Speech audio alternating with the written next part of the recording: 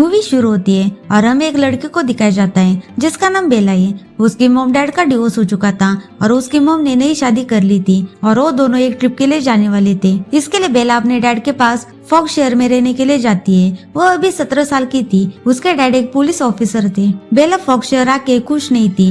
वो अभी भी अपनी मॉम और अपने शहर को मिस कर रही थी। उसके डैड उसे घर पर लेके आते तब वहाँ पर जेकब और उसके फादर उसे मिलने के लिए आते। बेला के डैड बेला को वेलकम गिफ्ट के तौर पर एक कार को गिफ्ट कर देते जो जेकब ने उसका इंजन मॉडिफाई किया था। वो कार बेला को बहुत पसंद आती है और उसी में बेला अपने नए स्कूल में जाती है। वहाँ पर उसके कुछ फ्रेंड भी बनते हैं। वो अपने फ्रेंड के साथ लंच कर रही थी तभी वहाँ पर कुछ स्टूडेंट आ जाते हैं और बेला अपने फ्रेंड से उन लड़कों के बारे में पूछती है। उसकी फ्रेंड कहती है कि वो सभी डॉक्टर कलंक के एडॉप्टेड बच्चे हैं और कुछ ही साल पहले यहाँ पर शिफ्ट हुए।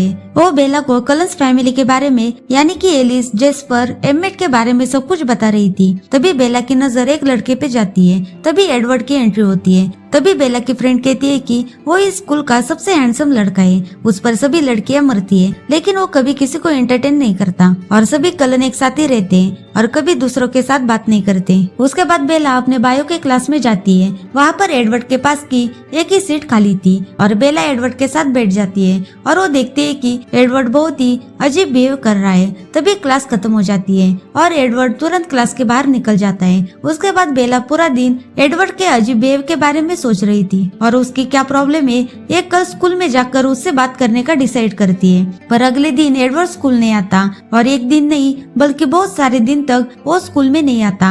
बेला हर वक्त एडवर्ड के बारे में सोच रही थी। अगले सीन में हमें एक बिल्डिंग दिखाई जाती है। वहाँ पर एक आदमी अपनी जान बचाकर भाग रहा था पर दो लोग उस पर अटैक करके उसे मार देते।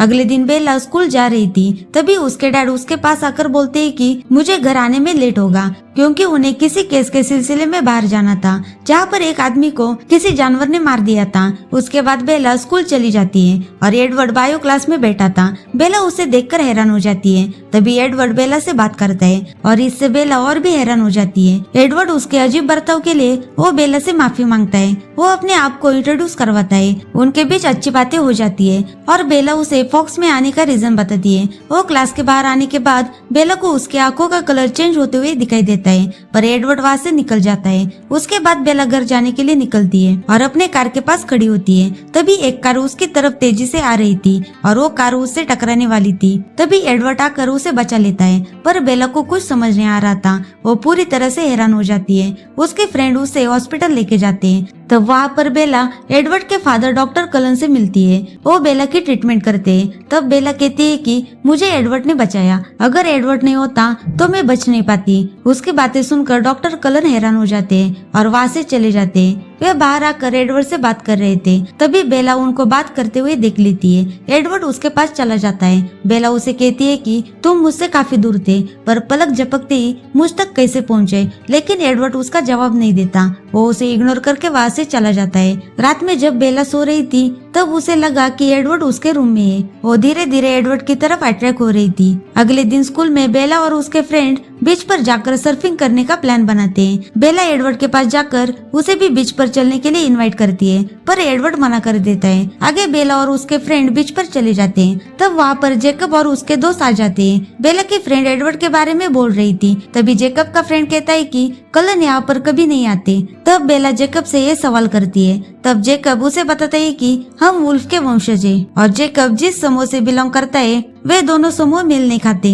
वे एक दूसरे के दुश्मन थे। उन्होंने कलंस को उनके एरिया में शिकार करते हुए देख लिया था और जेकब के ग्रैंडपा और कलंस के बीच कुछ टेरिटरी हुई, इसलिए वो हमारे एरिया में नहीं आते। तब बेला एडवर्ड के बारे में और कुछ पूछती है। तब जेकब कहता है कि ये सिर्फ स्टोरी है और वहाँ से चले जाते हैं। आगे सीन शिफ्ट होकर एक आदमी पर जाता है जो अपने बोट पर बैठा था। तभी कुछ वैम्पायर आकर उस पर हमला करते और उसे मार देते।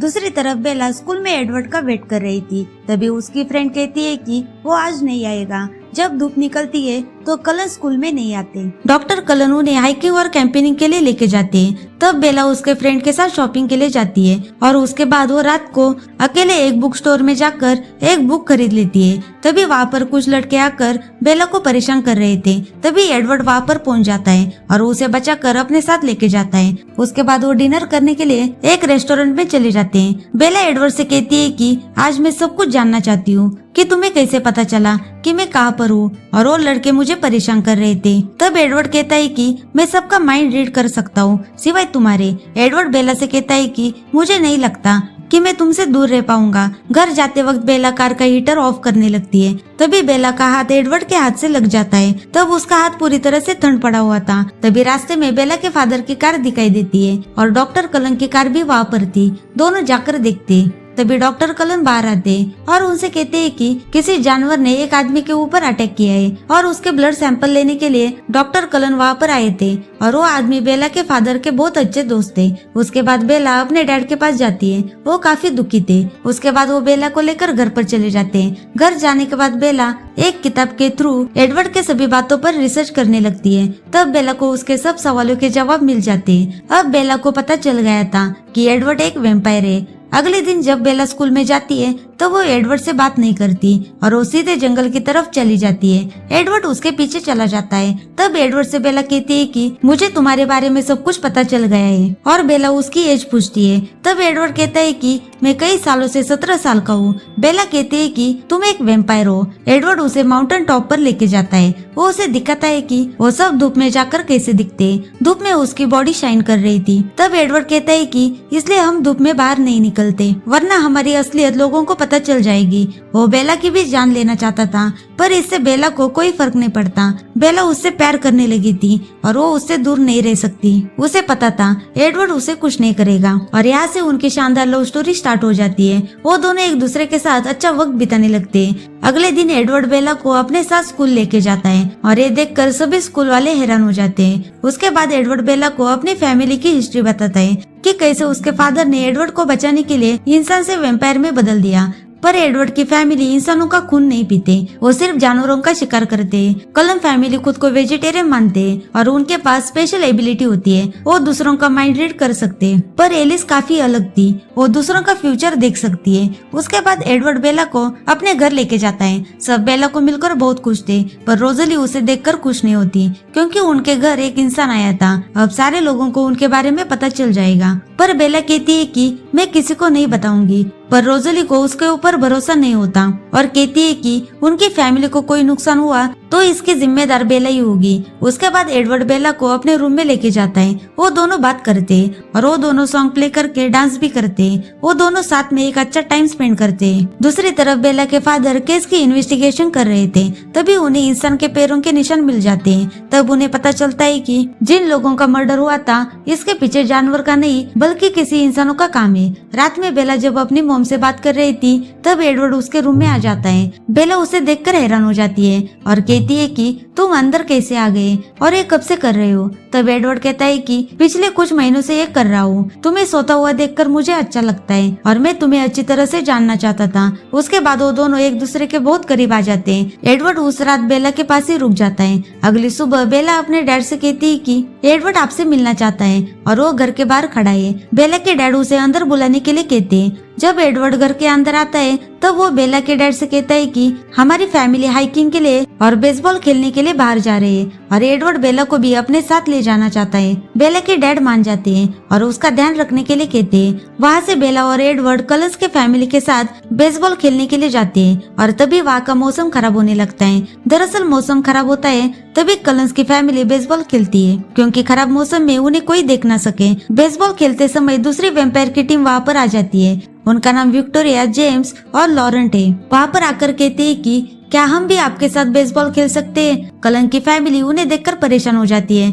और वो बेला को छुपा लेते हैं। पर तभी एक जोरदार हवा चलने लगती है और बेला की खुशबू जेम्स को आ जाती है और उसका खून पीने के लिए आगे बढ़ता है। तभी कलन की फैमिली उन्हें रोकती है और उनके साथ लड़ने के लिए तैयार होते हैं। तभी डॉक्टर कलन कहती है कि बेला हमारे फैमिली का हिस्सा है और ये जान लो ये हमारा एरिया है। लॉरेंट कहता है कि शायद गेम खत्म हो चुका है, हमें जाना चाहिए और वहाँ से निकल जाते हैं। एडवर्ड बेला को वहाँ से ले जाता है पर उसे पता था वे वैम्पायर उसके उसके पीछे पड़ने वाले हैं और वो किसी हद तक जा सकते हैं और उन्हें जलाकर मारना होगा। एडवर्ड ने उसका माइंड रीड कर लिया था। अब वो बेला को किसी सेफ जगह पर लेके जाना चाहता था, पर उसके घर में उसके डैड थे। वो बेला के पीछे आके उसके डैड पर हमला न करे, इसलिए वो अपने डैड से झगड़ा करके और अपना सामान लेके वहाँ से निकल जाती है। उसके बाद एलिस और बेला एक होटल में रुक जाते हैं। तब एलिस उसका फ्यूचर देखती है। तब बेला उसे एक बेले डांस के क्लास की जगह देखती है। वो कहती है कि तुम ऐसी जगह जानती हो।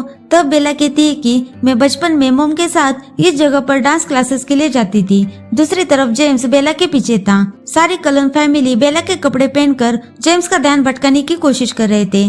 तभी बेला को उसके मॉम का कॉल आता है, पर वो कॉल जेम्स ने किया था और वो कहता है कि अगर तुम्हारी मॉम को बचाना चाहती हो तो अकेले जहाँ तुम बेले डांस की क्लास में आती थी वहाँ पर आ जाओ। बेला एलिस को कुछ न कहे वो अकेले उस जगह पर जाती है, पर वहाँ जाके जेम्स उस पर अटैक करता है। वहाँ पर उसकी मॉम नहीं थी। जेम्स ने उसका बचपन का वीडियो प्ले करके उसे फंसाया था। जेम्स उसका खून पीने के लिए हमला करता है। तभी वहाँ पर एडवर्ड आ जाता है और उन दोनों के बीच फाइट होती है। जेम्स उसे दूर फेंक कर बेला के हाथ को काट लेता है और वो तड़पने लगती है। थोड़ी देर में कलन फैमिली वहाँ पर आ जाती है और जेम्स को जलाकर मार देती है, पर बेला के अंदर वेम्पायर का जहर फैल रहा था। तभी डॉक्टर कलन एडवर्ड से कहती है कि तुम ही उसे वेम्पायर बनने से बचा सकते हो। तब एडवर्ड उसे बाइट करके उसका जहर बाहर निकालता है ताकि बेला वेम्पायर ना हो सके। आगे सीन एक हॉस्पिटल में शिफ्ट होता है जहाँ पर उसकी मॉम भी थी। उसे एडवर्ड ने बताया था कि बेला अपने डैड से नाराज होकर एक सीढ़ियों से गिर गई थी और इसकी वजह से उसे चोट लगी है। उसके बाद बेला ठीक हो जाती है और उनके स्कूल की प्रोम डांस पार्टी होती है और वो एक ड्रेस पहनकर पूरी तरह से तैयार होती है। तब एडवर्ड आके उसके डैड से मिलता है और कहता है कि वो बेला का पूरी तरह से ख्याल रखेगा। उसके बाद वो दोनों अपने प्रोम्स नाइट पार्टी के लिए जाते हैं। तभी वहाँ पर जेकब आता है और वो कहता है कि मेरे डैड चाहते हैं कि तुम एडवर्ड से दूर रहो और उसके डैड चाहते हैं कि मैं तुम्हारे साथ ज्यादा वक्त बिताऊं। और तभी एडवर्ड वहाँ पर आ जाता है और बेला को ले जाता है। दोनों बहुत एंजॉय करते हैं। डांस करते हुए बेला कहती है कि तुमने मुझे क्यों बचाया, मैं भी तुम्हारे जैसे बन जाती और तुम्हारे साथ रहती। बेला उसके साथ हमेशा रहना चाहती है, इसलिए वो वेम्पायर भी बन सकती है, पर एडवर्ड ऐसा नहीं चाहता। और ऊपर से ये सब बातें विक्टोरिया सुन रही थी। और इसी के साथ मूवी यहाँ पर खत्म हो जाती है। Thank you for watching.